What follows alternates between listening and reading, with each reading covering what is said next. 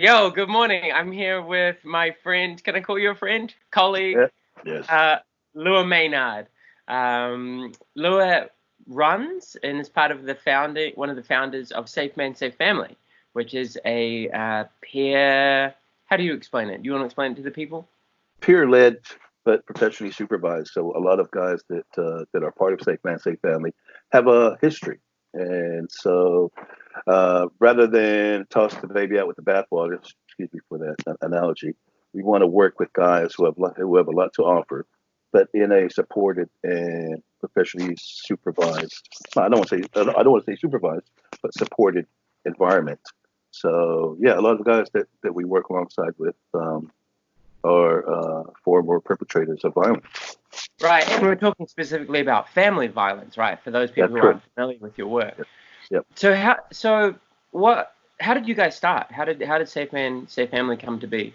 Well, it was basically initiated by Vic Tamati, and so that it was his idea. He always wanted to get something off the ground to support male perpetrators because he used to be a perpetrator, and what he found out was that there weren't too many services out there to support people like him.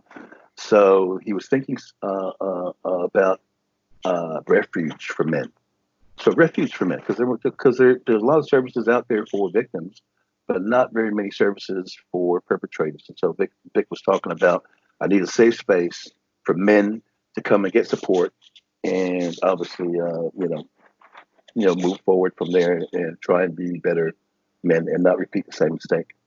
Because it's not a conversation that we have in public very often, is it? It's still a bit taboo to talk about the fact that men who use violence in the home, they need help and support to change to stop that violence and to break that cycle. Because is that true? That's absolutely true. I mean, we work with a lot of men who have nowhere to go. They don't know where to go. They've been served a police safety order where they have to be out of the house for 72 hours, or they're looking for a place to be bailed to. Nobody really wants them around because obviously there's a stigma attached to somebody that's been arrested for family violence. And so, yeah, we've been trying to create spaces for men like that, temporary accommodation, a house where we could actually provide at least a place to get a coffee, shower, maybe a sleep, and then we can try and work with them. So yeah, we need more support services for men out there, and that's what Vic Vic's vision was to try and come up with an organization that addressed that. And you're based in Auckland, or are you throughout Aotearoa, New Zealand? Well, we have safe men up and down the country, all the way up to Whangarei, Ruakaka, Phil Paikea up there. And we got gentlemen down in Gisborne. We've got folks down there, uh, Tim Marshall, who works with Tawafi, which is an organization set up there for men down that way. But we also have folks like Simon down on the South Island. So we got men up and down the country. And we stay connected using, we try to use Facebook Messenger. So that's like a hub where all the men check in and kind of give us a little brief on what's happening on their neck of the woods. And so during this, I mean, this is a really stressful time for everyone, right? With Mm, COVID-19 and lock-in, and there's been a really evidence-based and a big rise in family violence that I'm seeing in the news, not just here in Aotearoa, New Zealand, but around the world. So men who might have a history of violence and maybe they've been doing some work on themselves, but they're feeling really, I guess, triggered and they're feeling everything coming up in them. How can they get in touch with you if they feel like they need some support? there's a couple of ways that men that are interested in getting support. There's the Facebook one, the Facebook approach, where you just go to the Safe Man Safe Family Facebook page. You can message us saying, "Hey, you wanna talk to somebody," and so we could actually take him into a private room, one on one, if they prefer. But we also run a small men's group, so a lot of men check in, and then we kind of give them an opportunity to offload or check in how their week was.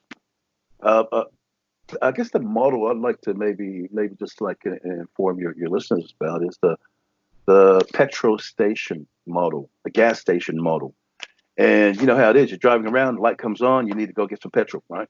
It's the same thing with this drop-in center where, hey, you may not need to sit through 20 sessions or whatever, but if you feel you need to just talk to somebody, there's that space for you to pop in, stay however long you want to stay.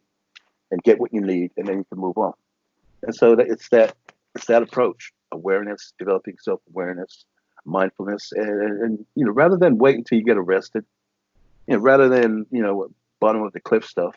I think we're trying to encourage men to listen to yourself. If you feel you need to talk to somebody, there's opportunities to do that. Safe man, safe family. What are some things that men who have a risk of perpetrating violence, what are some things that they can do to embed into their lifestyle, like every day, not just that when they're getting down that dangerous edge of the spectrum? What are things they can do to manage their emotions and be aware of their emotions? Well, I mean, we talk about tools. We talk about obviously thinking about consequences. A popular tool or a popular strategy that we share with the men is walking away.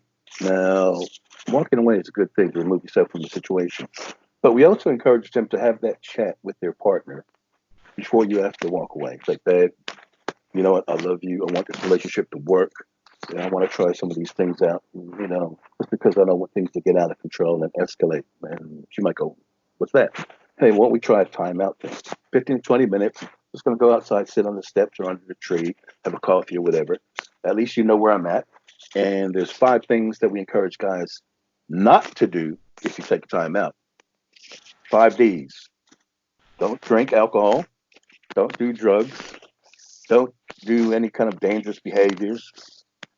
Don't drive. You can't drive with this lockdown. And last but not least, don't text. I know what you're gonna say text. That's text. But then it wouldn't sound cool if I said, hey, 4 Ds and a T. Don't text. Okay, Yeah. I got it. Because how many of us have been in that situation where we text stuff off when we're angry and pissed off, and then we look at it later when we're calm and we're like, oh my gosh, I can't even believe I sent that out. Dude, I put some wild stuff on the internet when I'm in a bad space of mind. And then, Yeah. So when you do take a time out, keep in mind those 5 Ds. Yeah. And at least your partner or whoever you're taking the time out from will know you'll be back within 15 and 20 minutes. Unlike other situations where they take off and they don't know if they're coming back an hour, 2 hours, tomorrow, next week. Sure. And it causes a little anxiety. You've been in a situation where you hear the door close, you open the curtains. Oh, no, it's not them. 4 o'clock in the morning, you hear a car pull up. Oh, it's not them. So that's one way to reduce a lot of that anxiety around that kind of storming off and the other person doesn't know where you're going. Brother, we're going to come to a close soon, but just in finishing, what would you like people watching this to know about anything that we can do as a community, as a society, to change our horrible rates of family violence in this country? Well, we specialize in working with men, and so I guess the message would be to a lot of men out there, don't wait until crap hits the fan. There are people out there willing to help and support you. You just have to reach out and ask for help. Asking for help doesn't make you any less of a man. In fact, it makes you a better man because you're trying to do something to keep yourself safe. And if you're safe, chances are everybody around you will be safe and not harmed or hurt by any of your actions while you're pissed off. I really appreciate you taking the time to talk to us, man. And thank you so much for the work that you do. I imagine it's like emotionally challenging. Like it's hard to hear those stories. Like I've done some facilitation in the past, and right. Those stories in my limited time doing it still sit with me, and you're doing this day in, day out. So I really want to pay my respects to you and Vic and Phil and all the brothers, Safe Man, Safe Family, and acknowledge your service. Thanks a lot. Appreciate it. Okay, brother. All right, we'll talk to you soon.